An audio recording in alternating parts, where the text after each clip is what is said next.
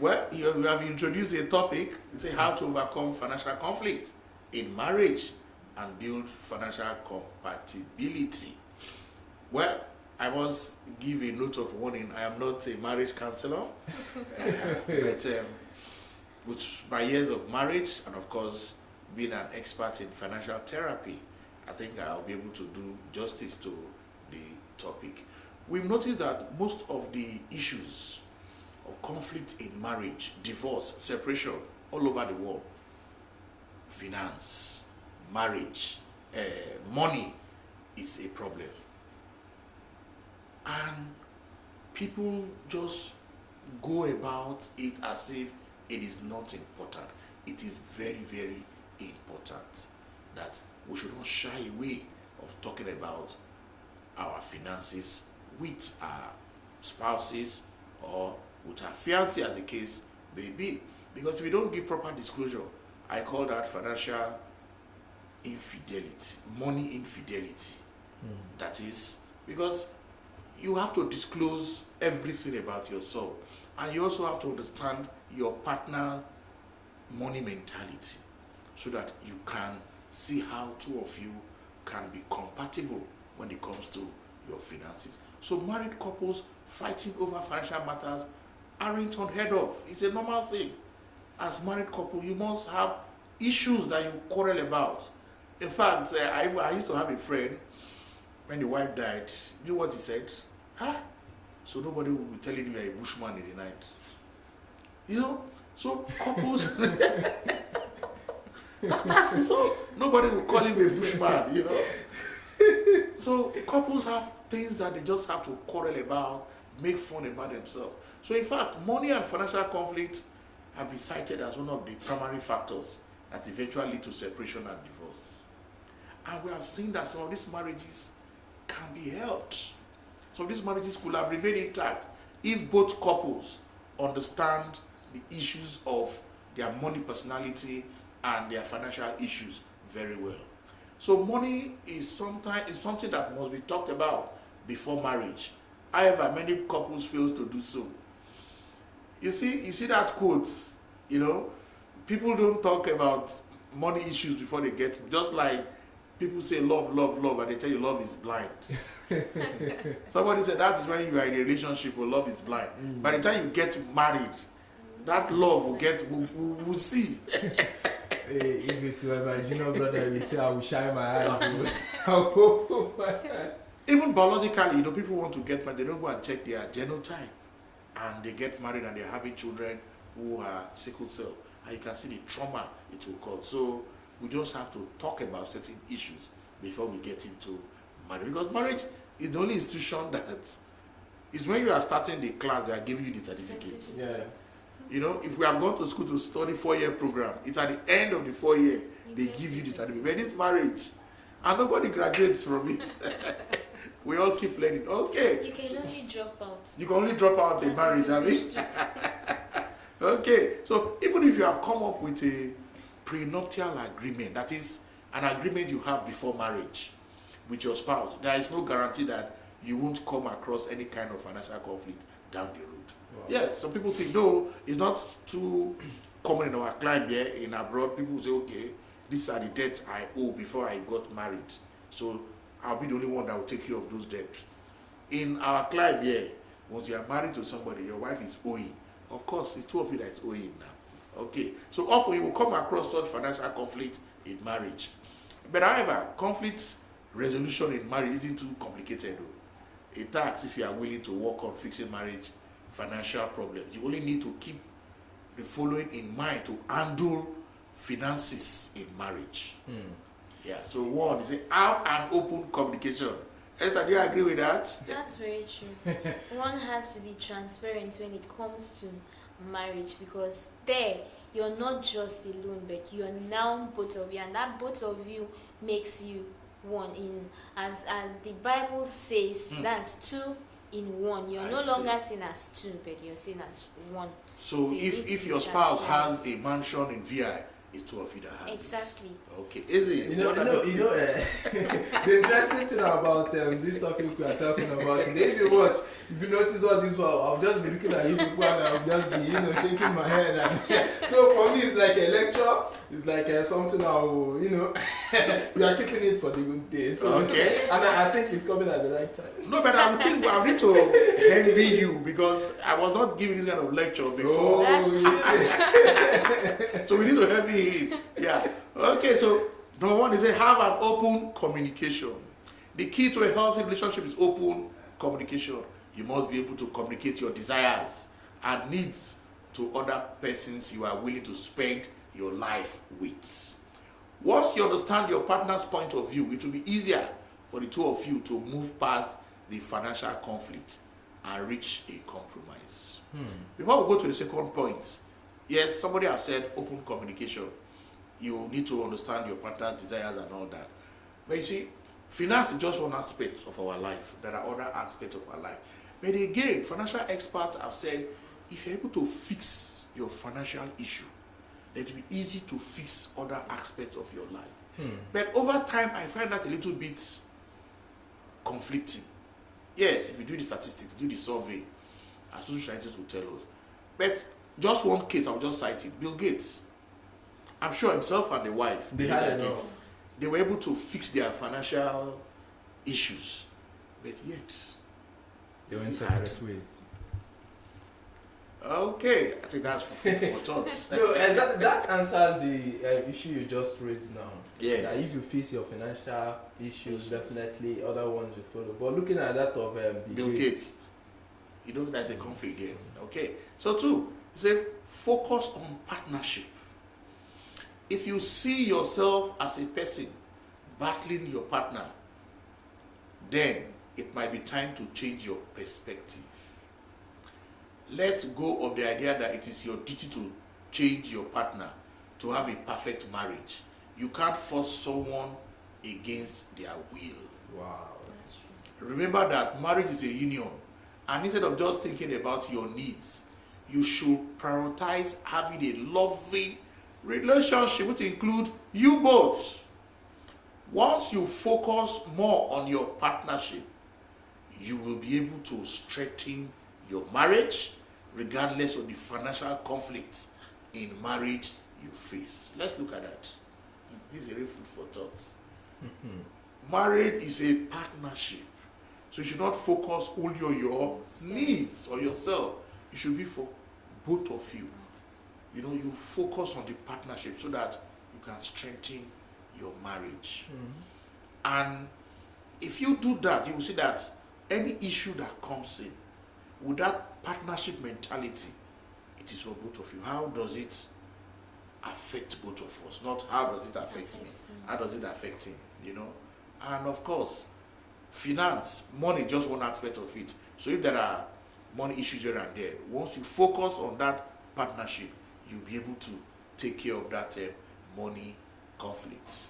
But I must tell you, it's not as easy as we're talking it. As we're discussing it, it's not that easy. Okay, it says stop fearing money. I find it very amazing. People fear money, yes. Yes. I don't get it. No, we have discussed here before, your money mentality. Some people have what I call worship mentality. They worship money. Yeah, I know of that. Some, it is money that gives them self-esteem. While some don't want to even talk about money because they are afraid of not having. Okay, they are afraid of not having money. And looking at the background from childhood, they've seen their father and their mother fight over money. So it now builds up with them as they become adults. They fear for money. I used to hear, if you move out in the streets, you hear young guys say, the fear of money is the beginning of hustling. You can see, okay, that again is just to encourage themselves. Like, if you have that fear that you won't make money, you keep hustling. So that's why they say the fear of money is the beginning of hustling. But again, I would advise them, you don't pursue money. I've said it here. If you pursue it, it will run away. You have to attract it to your life.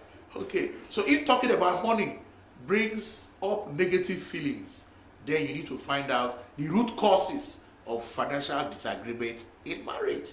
So you can see most of the issues we have are things we grew up with.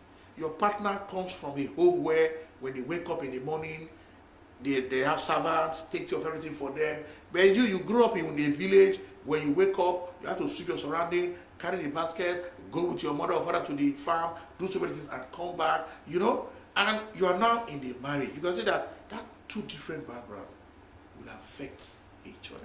So that's why you need to understand where your spouse is coming from and say, okay, that is why he behaves this way. And try to see how both of you can live peacefully together. So usually, okay. I want to ask a question. Is it possible that, a couple, whenever they start talking about money, that is when they start having issues? That is when you start seeing disagreements? Most of the time, that is it. And that's why financial therapists have said, if you're able to fix finances for married people, then every other part of their life will be taken care of. That is their belief, financial therapists, which I'm also one of them, But with practice, we have seen that it's not always 100% correct. Yeah. Because come to look at it, if you say money is not good, then you don't know where to go and shop. If a woman is making so much noise, just buy the latest dress for her. Latest, is it Brazilian hair or Peruvian hair? Which one? Peruvian hair. Brazilian hair. Just buy for her. Or the latest car, just buy for her. And the dress to match the car. Tell me, our mood will change now. Is that also? Definitely. So, but again, we are saying money will not buy you happiness. This topic you just raised is a very interesting one. Yes, I said it's a very interesting one because most times you come across couples maybe on the streets or maybe where you live. Yeah. You see them argue. You bought this. It's your responsibility. You are supposed to buy this. No. Your family and you are supposed to do this. You are, money issues and things like that. You paid for children's school fees, and then what is your responsibility? Some will even go as far as, let me use the women or the men, both. Yes. So men will say it's I'll take this as my responsibility. I'll take care of the house, whatever expenses is to be done, like to fill up the store and every other thing. Then they will now tell the woman to take care of the children's school fee. Or they will rather take care of the children's school fee and let the woman take care of filling up the store. Okay. So, and at times that brings conflict in marriage. But again, you see, the issue should have been, these are things that they should have discussed before. That is why I'm learning.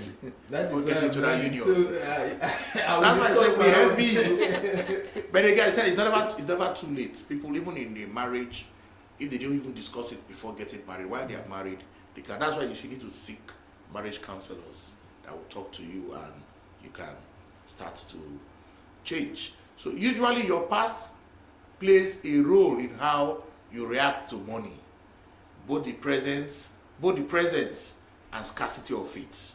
For instance, your attitude about money and how you react, it could be because of what you learned as a child. Once you are free from all negative emotions, you'll be able to make much wiser financial decisions and move on from the financial conflict in marriage much quicker.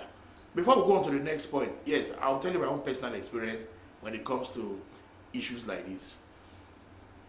Okay, I hope I'll apologize if my wife is or maybe you better skip it. No, but for the benefit of our listeners, investors who are married, Yes, I grew up in a polygamous home, and I envied my father so much that he was able to handle the women, and he was able to empower them. That is, he taught them trades that they can do for themselves. Then he also opened shop for some of them. You sell this, you sell that, depending on what you want to do. And it just became natural for us that his own was just to provide the basics, but the women do all the things. School has resumed, children are going back to school. If they want to pay school fees and all that, he just pays the school fees. But your day-to-day going to the school, naturally, we just believed it was for the women.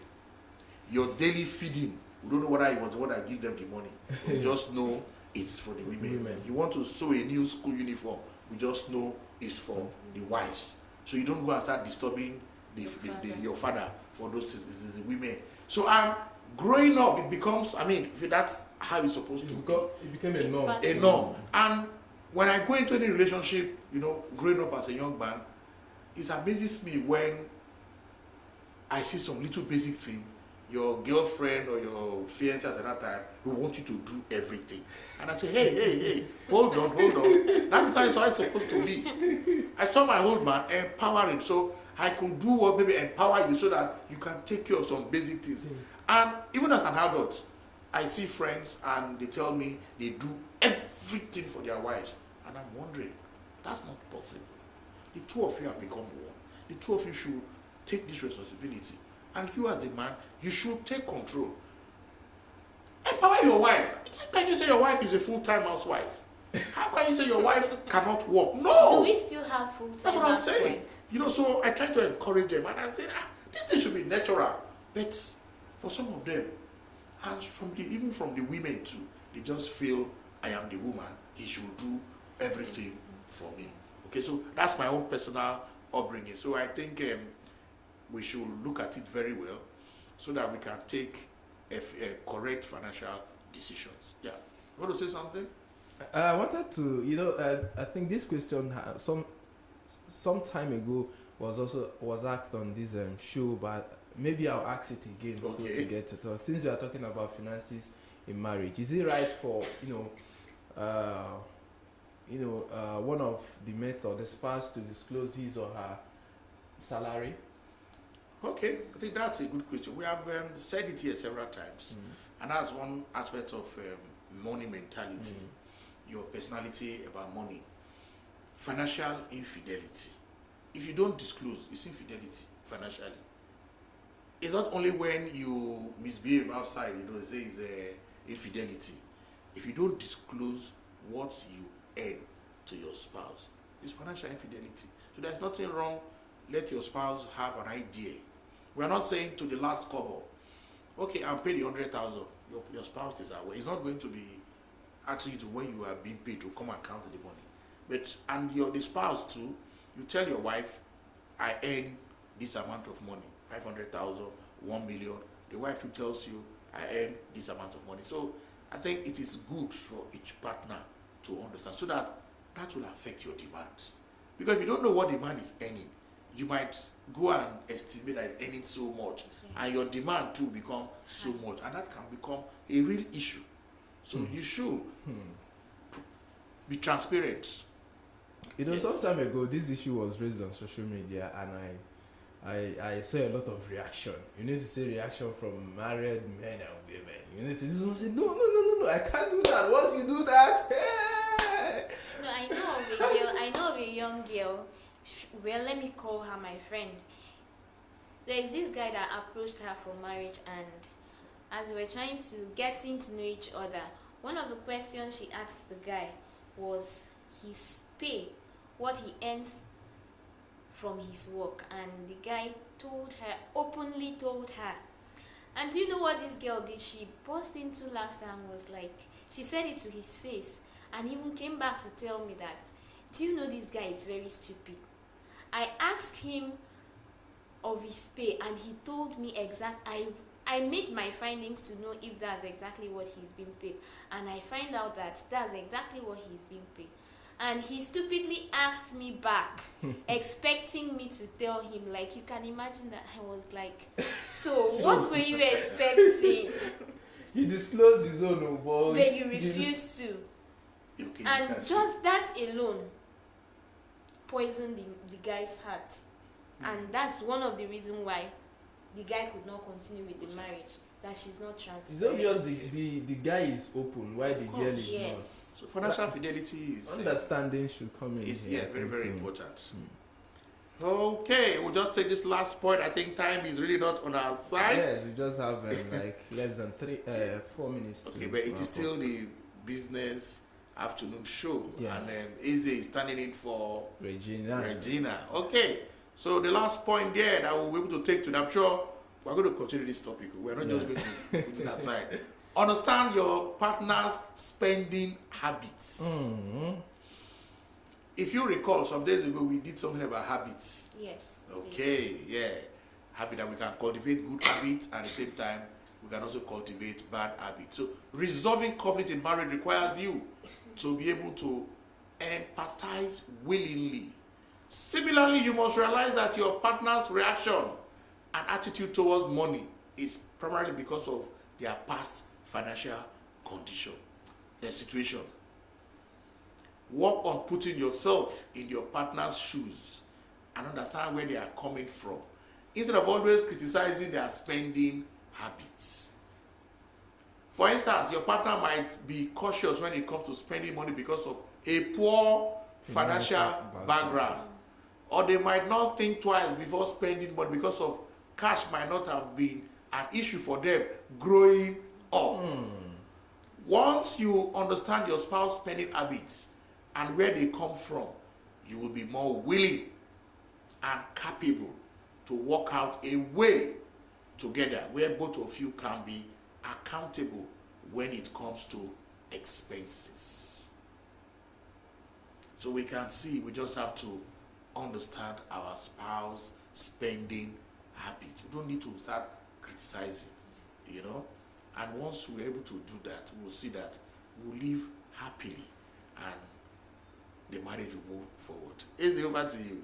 All right, thank you very much, Mr. Charles, for that informative one. And on that note, that is where we're wrapping up the afternoon business show for today. Remember, you can fall back to any of our shows. It is available on Facebook and YouTube. Our handle remains www.facebook.com/BroadstreetRadioNG. Same on YouTube as well. Just go back, like our shows, comment and share as well. After this time, it will be time for the Drive Time Show. Yes, we'll be taking you on stock market today. Don't go anywhere, we'll be right back after this quick one. In your face, all over the place. We're online 24/7.